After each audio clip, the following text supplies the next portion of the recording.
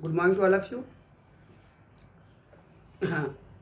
Today we are going to discuss another very important question issue of ancient Indian history, that is the life and achievements of Rajaraja first of Chola dynasty. Chola वंश में राजराज प्रथम के जीवन चरित्र और उपलब्धियों की चर्चा करेंगे। जैसा कि आप जानते हैं कि जो चोल डायनेस्टी है यह दक्षिण भारत में मुख्यतः तमिल क्षेत्र में तमिल एरियाज़ को संकेंद्रित करके सेंट्रलाइज्ड करके इन्होंने एक सत्ता स्थापित की, जिसे आप चोल डायनेस्टी के रूप में जानते हैं। चोलों का प्राचीन अगर बात करें तो प्राचीनता के दृष्टिकोण से इनका संगम एराज में इनका इमर्जन होता है, उद्भव होता है as a political entity, as a political power. और इसके बारे में जो हमको महत्वपूर्ण स्रोत मिलता है तत्कालीन समय में संगम साहित्य मिलता है, और आगे चल के हमको फिर बौद्ध ग्रंथ महावंश से भी चोलों के बारे में जानकारी मिलती है। और महावंश में चोल और साथ ही साथ श्रीलंका के बीच के संबंधों के बारे में भी जानकारी प्राप्त होती है। लेकिन प्राचीन काल में जब संगम काल में इनका उद्भव होता है, उस काल का इनका बहुत ज़्यादा इतिहास पता नहीं चलता है, बहुत ज़्यादा हमारे पास हिस्टोरिकल सोर्सेज नहीं मिलते हैं। उस समय इनका जो प्रथम ऐतिहासिक व्यक्ति है वह है उरुवप्प इहरेइल जेतचेन्नी। यह जो है यह इनका प्रथम ऐतिहासिक व्यक्ति है, और संगम काल का सबसे महत्वपूर्ण जो चोल शासक है, सबसे महान चोल शासक है, वह आपका है करिकाल। लेकिन करिकाल के पश्चात इनका इतिहास जो होता है फिर डार्क पीरियड में चला जाता है, डार्क जोन में चला जाता है। हमारे पास इसके लिए कोई भी साक्ष्य नहीं प्राप्त होता है, और तब से वो जो डार्क एज है वह आगे चल के 9वीं शताब्दी में विजयालय के साथ, विजयालय जो हैं यह इन्होंने 9वीं शताब्दी में चोल सत्ता का पुनरुद्धार किया। उन्होंने उसको फिर से रिनोवेट किया, फिर से उनको कह सकते हैं री इमर्ज करने में उनका योगदान रहा। इसीलिए विजयालय को चोल साम्राज्य का द्वितीय संस्थापक भी कहते हैं। ओके, और इसी विजयालय की परंपरा को समकालीन जो संगम कालीन चोल साम्राज्य था उससे अलग करने के लिए इतिहासकारों ने इसे साम्राज्यिक चोल वंश कहा है। इसे साम्राज्यिक चोल वंश कहा है। यह आपका इम्पेरियल चोल डायनेस्टी के रूप में जाना जाता है, और इस डायनेस्टी में सबसे महत्वपूर्ण राजाओं में राजराज प्रथम, राजेंद्र प्रथम, उसके बाद आपका राजाधिराज और कुलोतुंग प्रथम, कुलोतुंग द्वितीय जैसे महान राजा इसमें होते हैं, आते हैं। अगर जियोग्राफिकल पर्सपेक्टिव की बात करें तो तमिल क्षेत्र में इनका मुख्य स्थान रहा है, और तमिल में चोल का तात्पर्य होता है नया साम्राज्य। इसका मतलब होता है नया साम्राज्य, ठीक है। ये लोग मुख्यतः तमिल क्षेत्र में अपना शासन स्थापित करते हैं, और आगे चल के आंध्र प्रदेश के कुछ हिस्सों में और फिर कुछ हिस्सों में कर्नाटक हिस्सों को अधिकार कर लेते हैं। तो तमिल प्रदेश मतलब जिसमें आपका खासकर तमिलनाडु का क्षेत्र आ रहा है, तमिल प्रदेश और आंध्र प्रदेश और कर्नाटक के क्षेत्रों को मिलाकर इन्होंने अपना साम्राज्य स्थापित किया, और इस पूरे साम्राज्यिक अवधारणा को उन्होंने नाम दे दिया चोल मंडलम। चोल मंडलम जैसे पल्लव ने अपना नाम दिया था तोंड मंडलम, ठीक है। तो यहाँ पे क्या हो गया आपका चोल मंडलम के रूप में इसको जाना जाने लगा। मंडलम मतलब राज्य। चोलों के लिए किल्ली शब्द का प्रयोग किया गया है। किल्ली का मतलब होता है खोदना, वाल्वन मतलब होता है उपजाऊ क्षेत्र, और सेम्बियन का मतलब होता है शिव की संतान। तो ये लोग इनके लिए किल्ली, वाल्वन और सेम्बियन जैसे शब्दों का भी प्रयोग किया जाता है। इनकी प्राचीनता अगर अभिलेखित दृष्टिकोण से देखें तो अभिलेखों में अशोक के द्वितीय शिलालेख में इनके बारे में जानकारी मिलती है, जहाँ चेर, चोल और पांड्य, केरल पुत्र, सती पुत्र आदि की चर्चा की गई है, ठीक है। तो इनकी यहाँ चर्चा मिलती है, और उसके बाद 13वें शिलालेख में भी इनके बारे में जानकारी मिलती है। और साहित्यिक स्रोतों में कात्यायन का जो ग्रंथ है यह व्याकरण ग्रंथ है वार्तिक में भी इनकी जानकारी प्राप्त हो रही है। अगर प्रारंभिक इनके राजधानी का क्रम देखें तो सबसे पहली राजधानी है उत्तरी मल्लूर, फिर है उरैयूर, उसके पश्चात कावेरी पट्टनम आपके करिकाल ने स्थापित किया था, फिर तंजौर है जिसे विजयालय ने बनाया था, उसके बाद है गंगईकोंडचोलपुरम जिसे राजेंद्र प्रथम ने बनाया था। यह इनकी अंतिम राजधानी थी, गंगईकोंडचोलपुरम। इस वंश में जो साम्राज्यिक चोल वंश है जिसकी स्थापना किया था विजयालय ने, उस वंश में सबसे प्रमुख जो राजा हुए वे हुए राजराज प्रथम। राजराज प्रथम जिनका समय है 985 से लेकर 1014 ईस्वी तक। तो राजराज प्रथम 985 से 1024 ईस्वी तक शासक बने। ये परांतक द्वितीय इनके पूर्ववर्ती हैं, परांतक द्वितीय, और इनकी माता है वानमान देवी, इनके पुत्र थे। और इनका प्रारंभिक नाम था अरिमोलवर्मन। इनका प्रारंभिक नाम था अरिमोलवर्मन। इन्होंने जब चोल सत्ता को प्राप्त किया, उसके बाद से चोल सत्ता ज़्यादा तेजी से विकसित होना शुरू हुआ, और इसीलिए चोल साम्राज्य को संगठित करने, विस्तारित करने में राजराज का महत्वपूर्ण योगदान रहा। इसीलिए राजराज प्रथम को चोल वंश का वास्तविक संस्थापक भी माना जाता है। और इतिहासकार नीलकंठ शास्त्री ने राजराज प्रथम के समय को इन्होंने सर्वाधिक रचनात्मक काल कहा है। इन्होंने चोल डायनेस्टी का सर्वाधिक रचनात्मक काल, मतलब कह सकते हैं most constructive age of Chola dynasty, इसे कहा नीलकंठ शास्त्री ने। राजराज प्रथम ने अपनी उपलब्धियों, अपने कृतित्व और व्यक्तित्व के माध्यम से चोल साम्राज्य का विस्तार किया, उसको संगठित किया, और उन्होंने इसी अपने कृतित्व और व्यक्तित्व के माध्यम से कई अनेक उपाधियां धारण किया, जिसमें कहा जाता है इनकी उपाधि है चोल नारायण, इनकी उपाधि है चोल मार्तंड, राजाश्रय, राजमार्तंड, चोलेंद्र सिंह, कांडलूर, साले कलमरुत, केरलांतक, सिंगलांतक, जब सिंघल को जीता इन्होंने, तैलिंग कुलांतक, रविकुल माणिक्य, शिवपादशेखर, जो भगवान शिव के प्रति आराधना व्यक्त करता है। तो मतलब इन्होंने बहुत सारी अनेक उपाधियां धारण किया, और इन उपाधियों का कहीं न कहीं इनके साम्राज्य विस्तार या इनके व्यक्तित्व और कृतित्व से इनका डायरेक्ट रिलेशनशिप रहा है। अगर हम राजराज प्रथम के स्रोत की बात करें, तो राजराज प्रथम के बारे में महत्वपूर्ण जानकारी हमको तंजौर अभिलेख से मिलती है।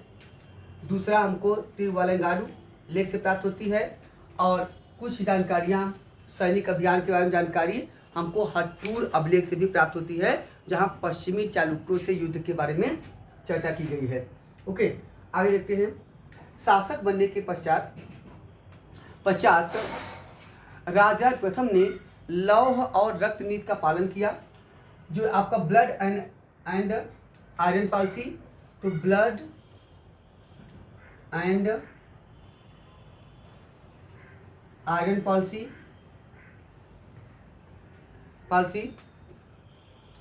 के माध्यम से इन्होंने शासन सत्ता को आगे बढ़ाया। ब्लड एंड आयरन पॉलिसी याद रखिएगा, न केवल इन्हीं का है, बल्कि ब्लड और आयरन पॉलिसी एक महत्वपूर्ण रहे हैं वर्ल्ड हिस्ट्री में।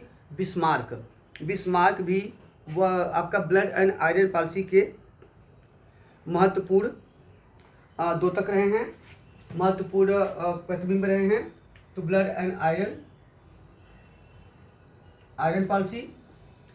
दूसरा देखते हैं, तो एक हो गए बिस्मार्क, एक हो गए आपके राजराज प्रथम, और एक आपके मध्यकाल में भारत में बलबन, जो कि गुलाम वंश में महत्वपूर्ण राजा हुए थे दिल्ली सल्तनत के अंतर्गत।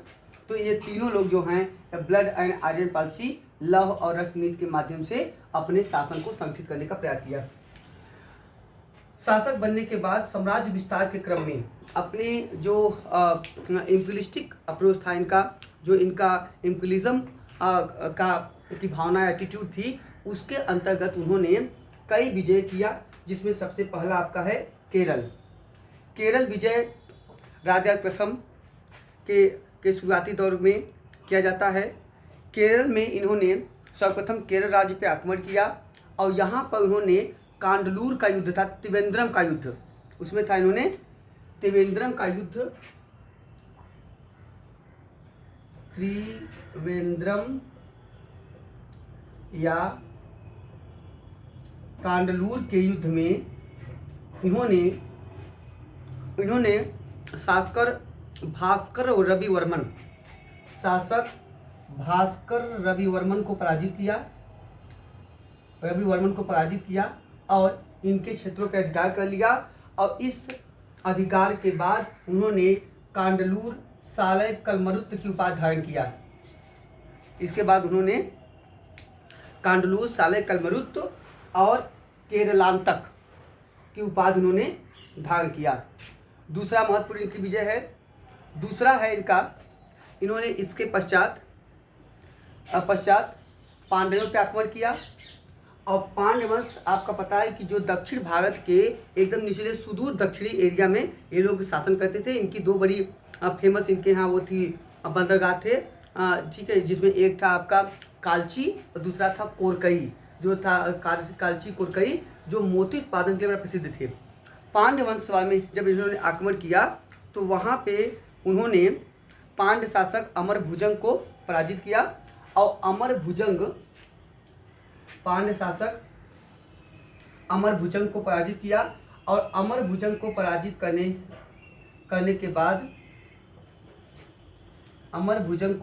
करने के बाद इसने जयगोंड की उपाधि धारण किया। किसकी?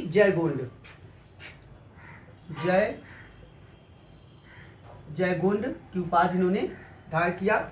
इसके पश्चात इनका अन्य महत्वपूर्ण विजय जो है वह आपका सिंघल श्रीलंका विजय है। श्रीलंका जो विजय है यह महत्वपूर्ण है।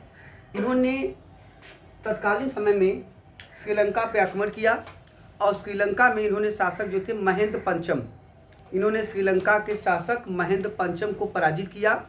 और महेंद्र पंचम को पराजित करने के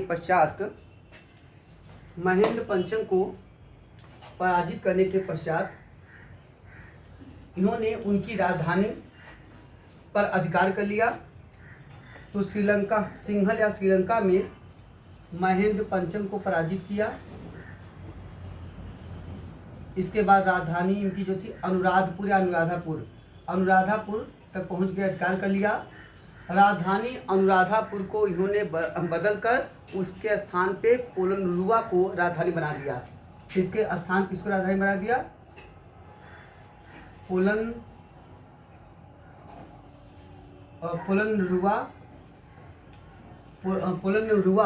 को इन्होंने राजधानी बना दिया। और इस पोलनरुवा को क्या नाम इन्होंने बदलकर इसका नाम बदल दिया। और इसका नाम इन्होंने बदल के रख दिया जननाथ मंगलम। इसका नाम रख दिया जननाथ मंगलम। ठीक, जननाथ मंगलम इसका इन्होंने नाम रख दिया। और उसके बाद स्वयं उपाधि धारण कर लिया जगन्नाथ की। स्वयं की उपाधि का धारण किया जगन्नाथ की इन्होंने स्वयं को उपाधि धारण कर लिया। ठीक है, तो जो आपका इनका सिंघल विजय है महत्वपूर्ण है। कहा जाता है कि इन्होंने क्या किया, उत्तरी सिंघल जो श्रीलंका का उत्तरी भाग था, जो भारत की तरफ था, उस पर उन्होंने पूरा अधिकार कर लिया और उसे पूरा अपने समाज में सम्मिलित करके उसका पूरा नाम रख दिया, वो पूरा एरिया का मामुंडी चोल मंडलम। इसका क्या नाम रख दिया? मामुंडी चोल मंडलम।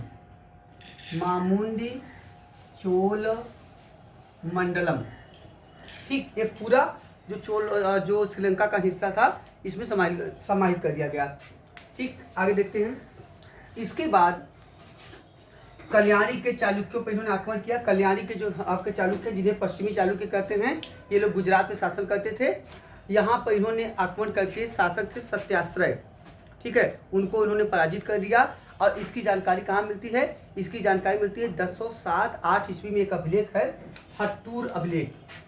इसी हट्टूर अभिलेख से इसके बारे में हमको जानकारी प्राप्त होती है।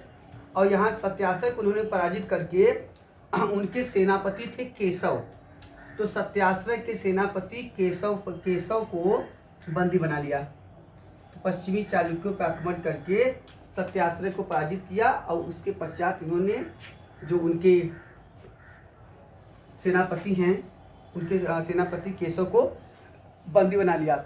इस प्रकार पश्चिमी चालुक्यों तक इनका साम्राज्य विस्तार हो गया, मतलब गुजरात तक ये लोग पहुंच गए। आगे देखते हैं। इसके पश्चात अगला जो इनका महत्वपूर्ण विजय है वह है आपका आपका पश्चिमी गंग वंश, पश्चिमी गंग और पश्चिमी गंग, और उसके बाद आपका इधर हो जाएगा बेंगी के चालू की बेंगी पर बेंगी, ठीक है। पश्चिमी, इसके बाद उन्होंने आक्रमण करके पश्चिमी गंगों को पराजित किया। और जो पश्चिमी गंग हैं, हाँ, ये कहाँ रहते थे, ये लोग मैसूर के क्षेत्र में, मतलब कर्नाटक के क्षेत्रों में ये लोग शासन करते थे। और इनको पराजित करके जो इनके क्षेत्र थे, गंगवाड़ी क्षेत्र था, इनका आपका नोलमवाड़ी क्षेत्र था, इन सब पे अधिकार कर लिया। और इसके उपलक्ष्य में किसकी उपाधि धारण किया, चोल नारायण, इसके उपलक्ष्य में चोल नारायण की उपाधि धारण किया। इसके पश्चात बेंगी पर के राजनीति में इन लोगों ने हस्तक्षेप किया, राजा प्रथम ने। और बेंगी में जो बेंगी के चालुक्य आपका साम्राज्य है, बेंगी पे इन लोगों ने आक्रमण किया। वहाँ पे बेंगी के शासक थे उस समय थे चोड़ भीम। चोड़ भीम के विरुद्ध में चोड़ भीम के विरुद्ध में उस वहाँ पर शक्तिवर्मन और उनके भाई थे, छोटे भाई विमलादित्य, ये लोग संघर्षरत थे। इस संघर्ष में, उत्तराधिकार समस्या में, बेंगी के राजनीति में हस्तक्षेप करते हुए राज ने क्या किया, विमलादित्य और शक्तिवर्मन का समर्थन किया और आक्रमण करके चोड़ भीम को पराजित कर दिया। और चोड़ भीम को पराजित करने के पश्चात शक्तिवर्मन को शासक बना दिया और उनके छोटे भाई विमलादित्य से अपनी पुत्री कुंदवय देवी का विवाह कर दिया, अपनी पुत्री कुंदवय देवी का विवाह कर दिया, ठीक है। तो ये जो महत्वपूर्ण हमको जानकारी यहाँ से प्राप्त होती। तो एक यहाँ पे मैरिटल रिलेशनशिप स्थापित किया, यहाँ पे एक इनके कह सकते हैं डिप्लोमेटिक पॉलिटिक्स का भी हमारे पास उदाहरण मिलता है, जो उसकी कूटनीतिक राजनीतिक सोच को भी व्यक्त करता है। इसके पश्चात जो इनका अंतिम आक्रमण है वह महत्वपूर्ण है, अंतिम विजय है मालदीव की विजय। मालदीव को उस समय सांदिमंतीय क्षेत्र कहते थे, सांदिमंतीय क्षेत्र कहते थे मालदीव आपका हिंद महासागर के क्षेत्र में स्थित है। यह कई हजार द्वीपों का केंद्र है, कहा था लगभग से 12,000 द्वीप हैं। तो मालदीव पे इन्होंने आक्रमण किया और मालदीव की इन्होंने विजय कर लिया। तो इस प्रकार कह सकते हैं कि मतलब न केवल भारतीय क्षेत्र बल्कि विदेशी क्षेत्रों पर भी यह जो प्रथम शासक हुआ चोलों में, जिसने अधिकार किया, और मालदीव की विजय करने वाला यह पहला शासक भी है, यह देखिएगा। जबकि दक्षिण पूर्वी एशिया जब पूछेगा तो राजेंद्र प्रथम हो जाएंगे।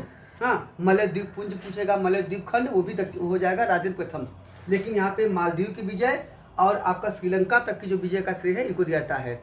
ये जब श्रीलंका तक की विजय का श्रेय तो आगे चल के इसके पूर्ववर्ती शासकों ने भी यहाँ पे विजय किया है ओवरऑल। तो हम देखते हैं कि मतलब एक बड़े साम्राज्य की स्थापना राजा प्रथम ने इन सब के माध्यम से किया।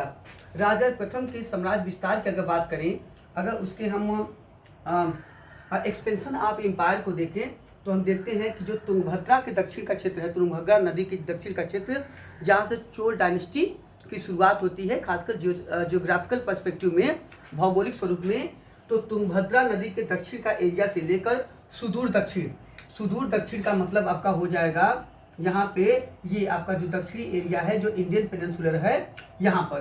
तो तुंगभद्रा नदी से लेकर तुंगभद्रा नदी के दक्षिण से लेकर आपका सुदूर दक्षिण तक, सुदूर दक्षिण,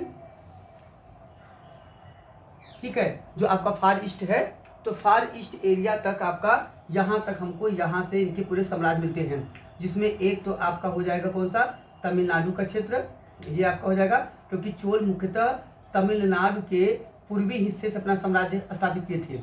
चोल तमिलनाडु के पूर्वी एरिया में थे और एकदम नीचे थे पांड्य और यहाँ थे आपके केरल, ठीक। तो यहाँ से लेकर आपका तुंगभद्रा नदी के एरिया से लेकर यहाँ तक इनका पूरा विस्तार हो गया था। इसमें इसके बाद कुछ श्रीलंका का हिस्सा और यहाँ पे मालदीव, ठीक है, यहाँ तक इसमें समाहित हो गया था। दूसरी महत्वपूर्ण बात देखते हैं कि यहाँ पे तो ये एरियाज है, इसमें कुछ आपका आंध्र प्रदेश का एरिया, कुछ आपका कर्नाटक का एरिया, ठीक है, और ये आपका तमिलनाडु का एरिया। इन तीनों एरियाज के पूरे क्षेत्र नहीं थे, इन तीनों एरियाज के सभी क्षेत्र जितने समाहित थे सबको मिलाकर कर दिया गया चोल मंडलम। मंडलम मतलब राज्य और चोलों का राज्य, ये हो गया चोल मंडलम, ठीक है। तो एक बड़े साम्राज्य पे इन्होंने सत्ता स्थापित कर लिया। इस साम्राज्य में श्रीलंका, कलिंग, उड़ीसा तक इन लोगों ने विजय किया था। आपका आगे उड़ीसा, मालदीव है ही, यहाँ तक इन्होंने साम्राज्य स्थापित किया। एक साम्राज्य विजेता, एक साम्राज्य संस्थापक या साम्राज्य या संगठनकर्ता के साथ साथ यह एक महान कूटनीतिक राजनीतिक शासक था। दूसरी महत्वपूर्ण बात है कि इसने अपने साम्राज्य को अक्षुण्ण बनाए रखने के लिए अनेक संगठनात्मक कार्य भी किया, जिसमें यह प्रथम व्यक्ति था जिसने चोल साम्राज्य में एक अस्थायी सेना और एक विशाल सेना रखा। तो चोलों में एक अस्थायी सेना और विशाल सेना रखने का श्रेय इसको दिया जाता है। इसने चोलों के लिए एक मजबूत नौसेना का भी गठन किया। ये सब इसकी अलग उपलब्धियां हैं। तो यह महत्वपूर्ण कार्य राजराज प्रथम ने किया था। अगर सांस्कृतिक उपलब्धियों की बात करें साम्राज्य विस्तारवाद के अतिरिक्त, तो देखते हैं कि इसने अनेक महत्वपूर्ण कार्य इसमें किए हैं, जिसमें पहला आपका है कि राजराज प्रथम ने पहली बार अभिलेखों के लिखने की परंपरा शुरू किया। दूसरा महत्वपूर्ण है कि इसने अभिलेखों में जो प्राकथन होता है, जो एक प्रकार से प्रीफेस होता है, जिसे आप कहते हैं आपके एक प्रकार का प्राकथन या इसे कहते हैं भूमिका, ठीक है, प्रियम्बल। तो उसमें प्रियम्बल या भूमिका लिखने की भी शुरुआत इसने किया। राजस्व के क्षेत्र में इसने बहुत सारे सुधार किया। इसने भूमि की पैमाइश कराई। हाँ, भूमि की पैमाइश का उसमें आधार होता था वेल मतलब होता है भूमि की माप की इकाई, ठीक है। तो कहाँ जानकारी मिलती है? ये हमको मिलती है आपको मिलती है परांतक प्रथम उत्तम चोल के उत्तर मेरूर अभिलेख से मिलती है, जहाँ पे स्थानीय स्वशासन की चर्चा की गई है और वहाँ पे कहा गया है कि किसी भी व्यक्ति को सभा की सदस्यता के लिए 1/4 बेल पर भूमि पर उसका अधिकार होना चाहिए, ठीक है। तो भूमि आपकी इकाई इनको वहाँ मिलती है। आगे देखते हैं। इसके बाद इसने बहुत सारे नवीन कर लगाए। इसने इसके अलावा सोने, चांदी और तांबे के सिक्के जारी किए, याद रखिएगा। दूसरा, स्थानीय स्वशासन, लोकल बॉडी गवर्नमेंट, जिसका मुख्य साक्ष्य आपका उत्तर मेरूर अभिलेख है। लोकल बॉडी गवर्नमेंट चोलों में सबसे समुन्नत दशा में था, इसीलिए चोल काल को लोकल बॉडी गवर्नमेंट, स्थानीय स्वशासन के दृष्टिकोण से इनका काल स्वर्णयुग माना जाता है। और आधुनिक काल में अगर देखें तो स्थानीय स्वशासन को संगठित करने का मुख्य योगदान लॉर्ड रिपन को दिया जाता है, इसीलिए स्थानीय स्वशासन का जन्मदाता लॉर्ड रिपन को मानते हैं आधुनिक काल में, मतलब ब्रिटिश औपनिवेशिक काल में। आगे देखते हैं। तो जो स्थानीय स्वशासन चोलों की महत्वपूर्ण विशेषता है, इस पे महत्वपूर्ण काम राजराज प्रथम ने किया। इसके बाद राजराज प्रथम एक महत्वपूर्ण धार्मिक और सांस्कृतिक व्यक्तित्व भी था। उसने शैव धर्म का वो मुख्यतः धर्मावलंबी था, अनुयायी था, शैविज्म का फॉलोअर्स था। और इसके साथ साथ वह जैन धर्म, बौद्ध धर्म को भी उन लोगों ने संरक्षण दिया। वैष्णव धर्म का उन्होंने विकास किया। लेकिन शैव धर्म का महत्वपूर्ण प्रतिनिधि होने के नाते उसने अपनी उपाधि धारण किया था शिवपाद शेखर। और उसी के समय में तंजौर या बृहदेश्वर में एक विशाल मंदिर बनवाया गया, जिसे कहते हैं बृहदेश्वर मंदिर। और इसी के नाम पे बृहदेश्वर मंदिर का नाम था राजराजेश्वर मंदिर या बृहदेश्वर मंदिर जो है, यह भारतीय इतिहास में द्रविड़ शैली, जो दक्षिण भारत की महत्वपूर्ण शैली है, द्रविड़ शैली का सबसे विशालतम मंदिर है। यह भारत में द्रविड़ शैली का सबसे विशालतम मंदिर है। और यह मंदिर जो है कुल मिला के 13 मंजिला है।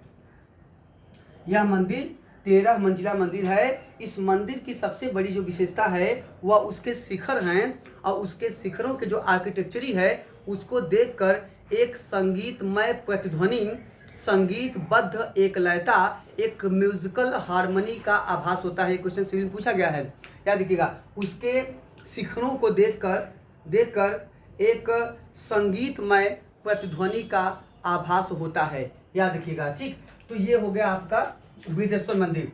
बृहदेश्वर मंदिर भारतीय इतिहास का सबसे प्रमुख मंदिर है आपका शैव धर्म का सबसे बड़ा मंदिर है। भारतीय इतिहास में यह भगवान शिव का सबसे बड़ा मंदिर है और भारतीय इतिहास में यह द्रविड़ शैली का सबसे बड़ा मंदिर है, याद रखिएगा।